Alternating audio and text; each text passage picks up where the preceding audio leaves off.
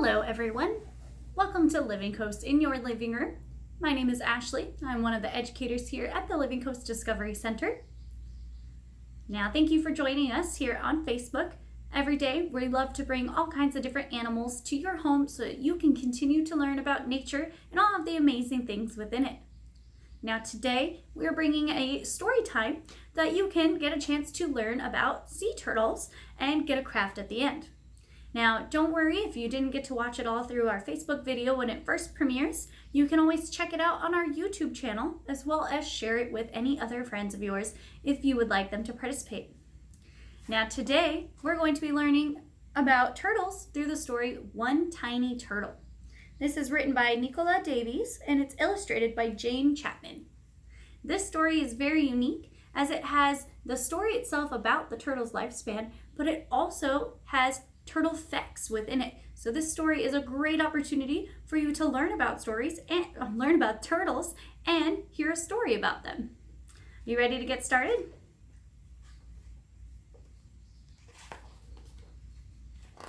All right. Far, far out to sea, land is only a memory.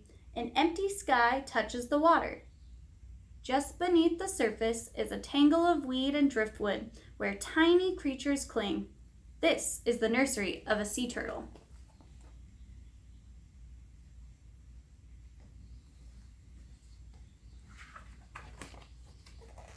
Passing in a boat, you might not notice the turtle. Not much bigger than a bottle top, she hides in the green shadows. She's a baby, so her shell is soft as old leather. Just a little fish bite could rip it open, but the turtle is safe in her world of weed and snaps her beak on tiny crabs and shrimps. Turtles have shells that cover their backs and shells that cover their stomachs. The shells are made from bony plates that get bigger and harder as the turtle grows. That's called the carapace and the plastron. The back side is the carapace, the belly side is the plastron.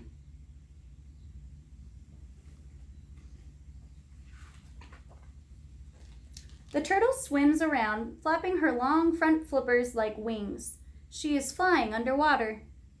She pokes her pinprick nostrils through the silver surface to take a quick breath so fast, blink and you'd miss it. Then she's gone, diving down into her secret life again. Fish breathe underwater, but turtles are reptiles and need to come up to the surface for air.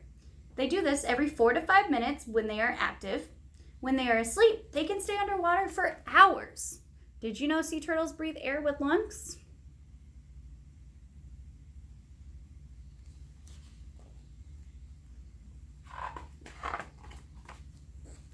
For 3 or 4 years, maybe more, the turtle rides out the storms and floats through the hot calms. Steadily, she outgrows her nursery. Nobody sees her leave, but when you look for her, she has vanished all the same.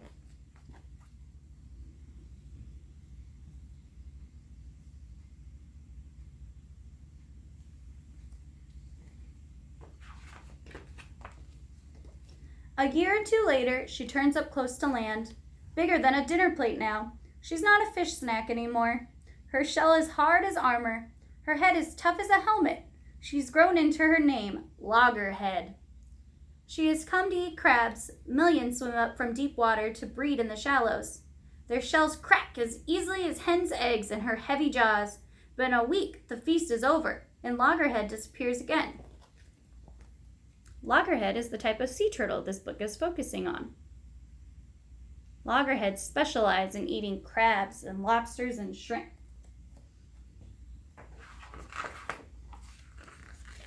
Loggerhead wanders far and wide in search of food. In summer to cool seaweed jungles where she finds juicy clams and shoals of shrimps. And in winter to turquoise lagoons, warm as a bath, where she can munch among corals. Loggerhead may travel thousands of miles, but she leaves no trace or track for you to follow. Only good luck will catch you a glimpse of her.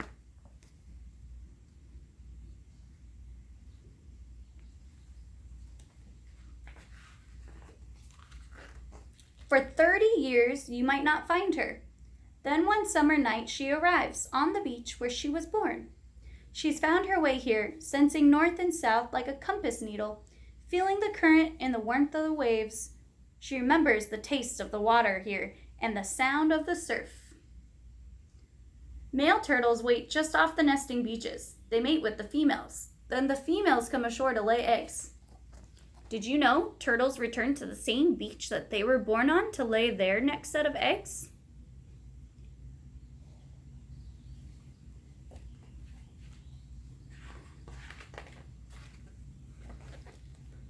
Loggerhead has grown in her wandering years. She's big as a barrel now. Floating in the sea, she weighs nothing, but on land, she's heavier than a man.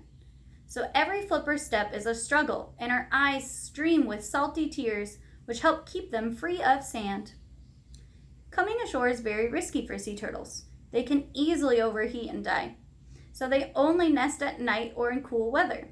Then they get back to the sea as soon as possible. So at night, the female turtles will come out of the water, crawl up on the shoreline, and start digging out a nest.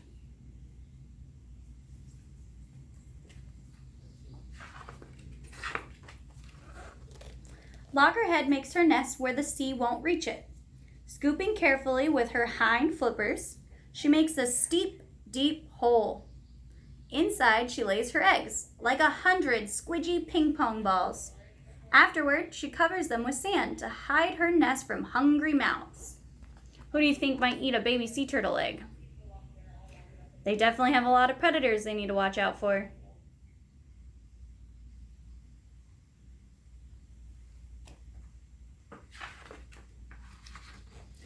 Then Loggerhead is gone again, back to her secret life. Left behind under the sand, her eggs stay deep and safe. Baby turtles grow inside. Females stay close to their nesting beach for several months. In that time, they usually make at least 4 nests, and sometimes as many as 10. And before the summer's over, they wriggle from their shells. Turtle eggs in warm sand can be ready to hatch in 6 weeks. If the sand is cool, they can take an additional 3 weeks. Did you know it took that long for a sea turtle egg to develop? It can be anywhere from about 45 to 80 days. That's kind of a long time.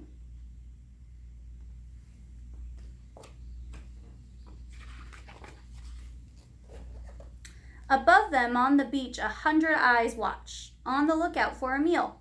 So the hatchlings wait until night.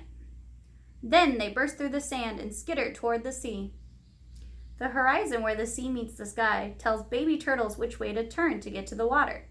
But streetlights and buildings next to the beach can confuse them and make them go the wrong way. Sea turtles rely on the moonlight to direct them towards the ocean. So if we have big resorts and hotels with city lights on, that can confuse the hatchling turtles. Then they go the wrong way on accident. So if you live near the beach with a nesting turtle ground, you want to make sure to turn off those lights. In the dark, claws and beaks and grabbing paws miss only one young turtle. One day she'll remember this beach and come back. But now she dives under the waves and swims and swims, out into the arms of the ocean, far, far out to sea. Land becomes a memory, waiting to wake in the head of the little turtle. Sea turtles lay a lot of eggs at one time because unfortunately they don't all survive. Only about 10% of those sea turtle eggs will make it to adulthood. So when they lay 100 eggs, it's a very low number that actually makes it to the ocean. They have a lot of predators to watch out for. The end. All right, well, that was the end of our book, One Tiny Turtle, but we also are going to get a chance to make a craft today. You can make your very own sea turtle. So you're going to need an egg carton. I've already pre-painted mine so that it had time to dry, and you can paint it whatever shade of color you would like it to be. It can be green, it can be brown, whatever color you would like. You want to make sure you leave some of the edging on it so that you have something to use to glue to. Then you also are going to want to cut out your own little sea turtle body shape. Now, I just drew this by hand and then cut it out. It's a little uneven, and that's okay. Rough estimate is fine. Or if you would prefer, you can print one out from the internet. The other thing you're going to need is going to be a pom-pom with some googly eyes. I also already glued these eyes on here too, so that way it was a little easier for me to show you what to do. So once you have these things, you're going to use some hot glue with an adult's permission and help and you can hot glue your turtle shell to your turtle body. So I'm gonna put my turtle just like this, press him down on there and hold. So I'm gluing my shell to those flippers that I had drawn. And then I'll go back through and I will cut off any strings of hot glue like I have on my fingers or any additional shell that I don't want. And then the last step is going to be to glue my pom-pom onto my cute little turtle. And there you'll have it. That's what it'll look like. I'm gonna put the glue on this part.